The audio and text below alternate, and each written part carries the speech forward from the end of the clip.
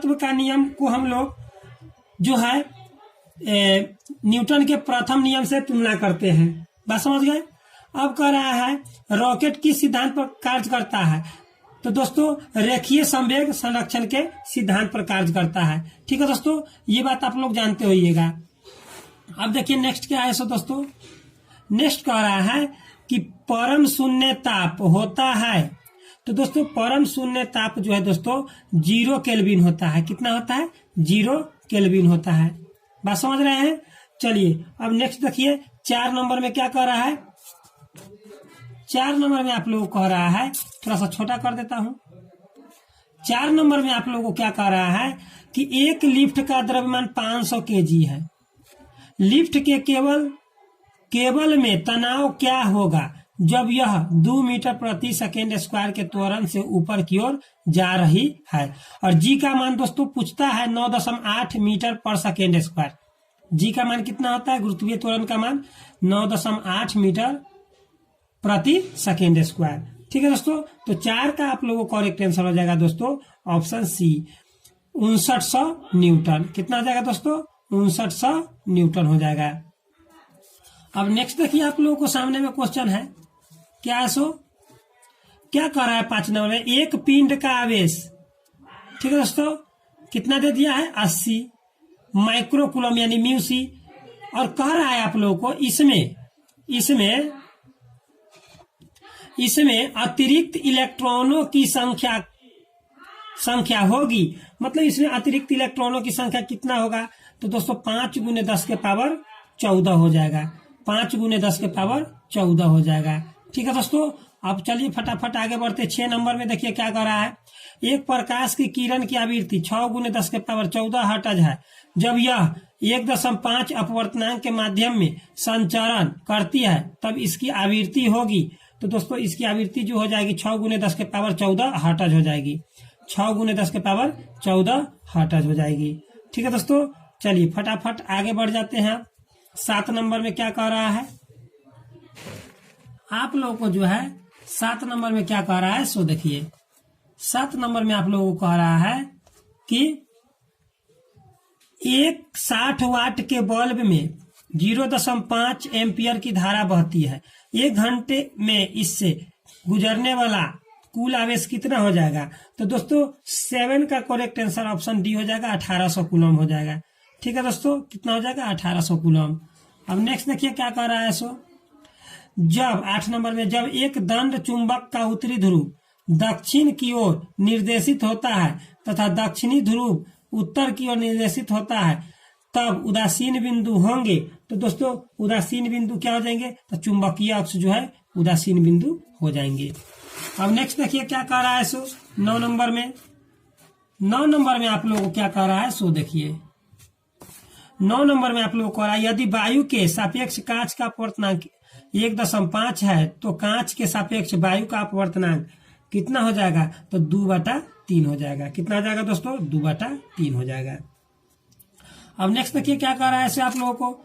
वायु में प्रकाश की चाल 3 × 10 के पावर 8 मीटर पर सेकेंड है और 1.5 अपवर्तनांक वाले माध्यम में प्रकाश की चाल होगी। मतलब प्रकाश की चाल कितनी होगी? ठीक है, 1.5 अपवर्तनांक वाला। तो दोस्तों 10 का आप लोगों को करेक्ट आंसर हो जाएगा 2 × 10 के पावर 8 मीटर पर सेकेंड। कैसे? तो दोस्तों इससे हम लोग क्या कर देना है? भाग कर देना है इसमें। तो 3 में 1.5 से भाग कीजिए तो 2 आ जाएगा। बात समझ रहे हैं? चलिए ठीक है, करेक्ट।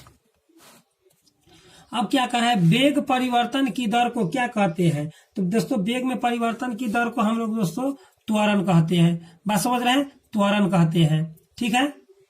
और दोस्तों संवेग और आवेग जो है सेम टू सेम होता है।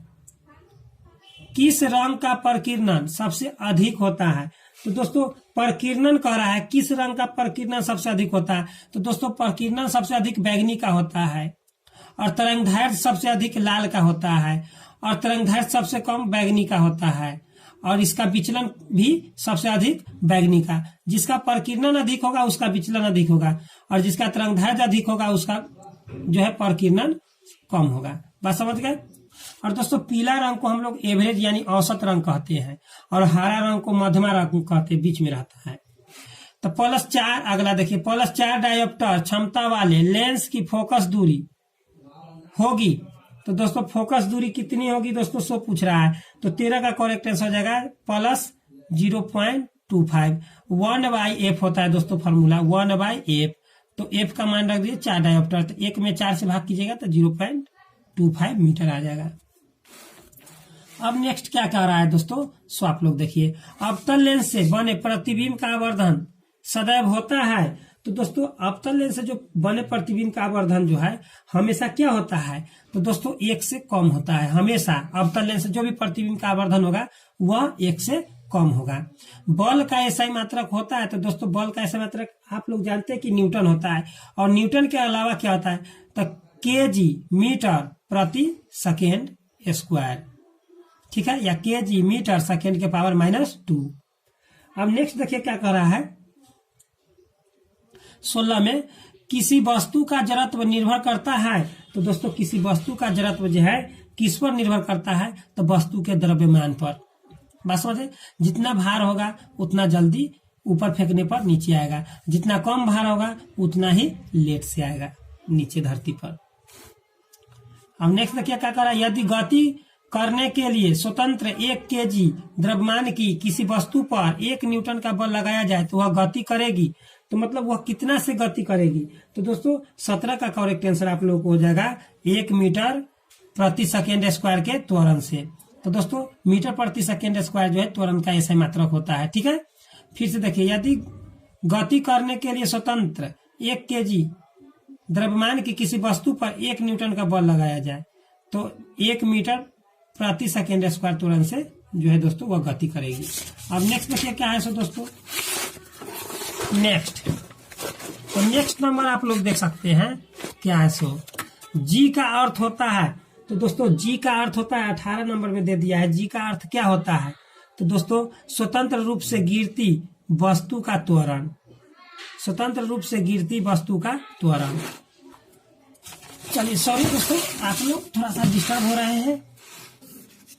चलिए 19 में क्या कर रहा है, चंद्रमा का द्रव्यमान पृथ्वी के द्रव्यमान का लगभग 1/81 है। ये भी पूछ सकता है कि चंद्रमा का द्रव्यमान जो है पृथ्वी के द्रव्यमान से कितना होता है, तो 1/81 है। यदि चंद्रमा पर पृथ्वी का गुरुत्वाकर्षण बल F हो तो पृथ्वी पर चंद्रमा का गुरुत्वाकर्षण बल होगा। तो दोस्तों बहुत सिंपल क्वेश्चन आप लोगों को दे दिया है 19 का। तो दोस्तों ऑप्शन ए हो जाएगा, F/81। बात वही घुमा करके पूछ दिया है, बात समझ रहे हैं। अब क्या कह रहा है 20 में क्या कर रहा है, किसी वस्तु की प्रतिरोधकता परिवर्तित तो नहीं होती है यदि प्रतिरोधकता परिवर्तित नहीं होती है यदि प्रतिरोधक का आकार बदल जाता है। वस्तु की प्रतिरोधकता परिवर्तित नहीं होती है कब, तो जब प्रतिरोध का आकार बदल जाता है। बात समझ गए। अब 21 में देखिए क्या कह रहा है दोस्तों 21 में, कि किसी पिंड का द्रव्यमान 2 गुना तथा वेग का आधा करने पर उसकी गतिज ऊर्जा होगी। तो दोस्तों उसकी पिंड का द्रव्यमान 2 गुना कर देंगे और वेग आधा कर देंगे, तो दोस्तों उसकी गति क्या हो जाएगी, तो आधी हो जाएगी, ठीक है, उसकी गति आधी हो जाएगी। अब नेक्स्ट क्या है सो देखिए, नेक्स्ट नंबर में कह रहा है कि विद्युत सेल स्रोत है किसका, विद्युत सेल जो है स्रोत किसका है, तो विद्युत धारा का, ठीक है। फ्यूज तार का गलनांक होता है, तो फ्यूज तार का गलनांक क्या होता है दोस्तों, तो 23 का करेक्ट आंसर आप लोगों को निम्न हो जाएगा। फ्यूज तार का गलनांक कम होता है यानी निम्न होता है। अब नेक्स्ट देखिए क्या कह रहा है सो, इधर आप लोगों को देखिए दिख रहा होगा। चलिए क्या कर रहा है 24 नंबर में, एक विद्युत बल्ब पर 12 वोल्ट 60 वाट अंकित है, मतलब लिखा हुआ है, तो इसमें धारा होगी। तो दोस्तों V = IR होता है, ये आप लोग जानते हैं, बस समझे, लेकिन यहाँ पर वाट का प्रयोग कर दिया है। तो 24 का करेक्ट आंसर आप लोगों को हो जाएगा D 5।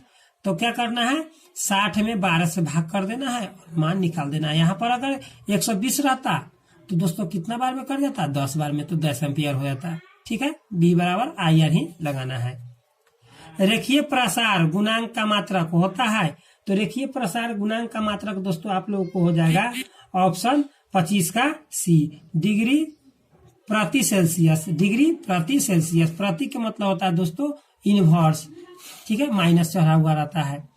अब क्या कह रहा है सो देखिए, क्या कहा, निम्नलिखित में प्रकाश की कौन सी परिघटना इंद्रधनुष के बनने में ठीक है सम्मिलित है। तो कौन सा परिघटना है जो इंद्रधनुष के बनने में सम्मिलित है। तो दोस्तों 26 का करेक्ट आंसर आप लोगों को हो जाएगा सी, अपवर्तन, विक्षेपण तथा पूर्ण आंतरिक परावर्तन। अपवर्तन, विक्षेपण तथा पूर्ण आंतरिक परावर्तन। इंद्रधनुष किस किस से बनता है, अपवर्तन से, विक्षेपण से और पूर्ण आंतरिक परावर्तन से। ये बात आप लोग ध्यान में रखिएगा, क्योंकि यह बात घुमा घुमा करके पूछते रहता है, थोड़ा सा चेंज कर देता है तो ये क्वेश्चन हार्ड लगने लगता है। अब कह रहा है एक अवतल दर्पण की वक्रता त्रिज्या 15 सेमी है, इसकी फोकस दूरी होगी। तो दोस्तों यह त्रिज्या इतनी है तो फोकस दूरी कितनी होगी, सो आप लोगों से पूछ देगा। तो इसका आप लोग कितना दीजिएगा आंसर। तो दोस्तों आप लोग को 27 का हो जाएगा -7.5 सेमी, क्योंकि फोकस दूरी के आधा होता है वक्रता त्रिज्या। बात समझ रहे हैं। तो इसमें हम लोग को क्या कर देना है, 2 से भाग कर देना है। और दोस्तों अवतल दर्पण में जो कुछ भी होगा सो माइनस में आएगा, बात समझ रहे हैं। उत्तल में जो भी आएगा प्लस में आएगा। अब कह रहा है 1 एंगस्ट्रॉम का मान होता है। तो दोस्तों इसमें मैं जो आप लोग को क्लियर एक बात करा दूंगा, एकदम कन्फर्म हो जाइएगा आप लोग कि 10 के पावर -10 मीटर है और यही सेंटीमीटर में कहता, तो आप लोग यहाँ पर 10 के पावर -8 सेंटीमीटर लिखते। कैसे, तो आप लोग जब 100 से भाग करते तो नीचे जो है दोस्तों इसमें जो 100 से गुना करते, छोटा में बदलना है तो गुना करना है, बड़ा में बदलना है तो भाग में करना है। तो 100 से गुना कीजिएगा 10 के पावर 2 हो जाएगा 100 के मतलब, और इसमें पावर 2 प्लस में होगा, इसमें प्लस जोड़िएगा तो 10 के पावर 8 सेंटीमीटर। सेंटीमीटर में -8 और मीटर में -10। आप समझ गए। चलिए ठीक है, क्लियर है।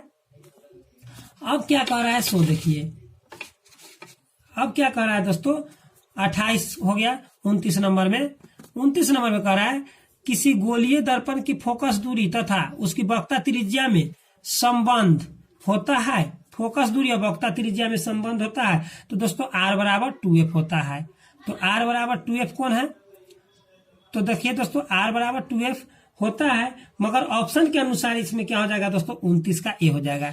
तो दोस्तों R बराबर 2F होता है, तो यानी कि F बराबर R/2, क्योंकि R यहाँ जैसे के तैसे यहाँ 2F कर देंगे, यहाँ पर क्रॉस गुना कर देंगे तो 2F आ जाएगा। तो इसका मतलब यही सही होगा। ठीक है। अब नेक्स्ट देखिए क्या कर रहा है 30 नंबर, लास्ट नंबर, सौर सेल और सौर ऊर्जा को किस ऊर्जा में रूपांतरित करता है। तो दोस्तों आप लोग जो है इसका कमेंट बॉक्स में आप लोग कमेंट करके मुझे आंसर दे दे। ठीक है दोस्तों, कमेंट बॉक्स में अवश्य आप लोग कमेंट कीजिएगा कि इसका आंसर कौन होगा, विद्युत ऊर्जा, गतिज ऊर्जा, यांत्रिक ऊर्जा, तापीय ऊर्जा। ठीक है दोस्तों, चलिए तो ये वीडियो देखने के लिए धन्यवाद।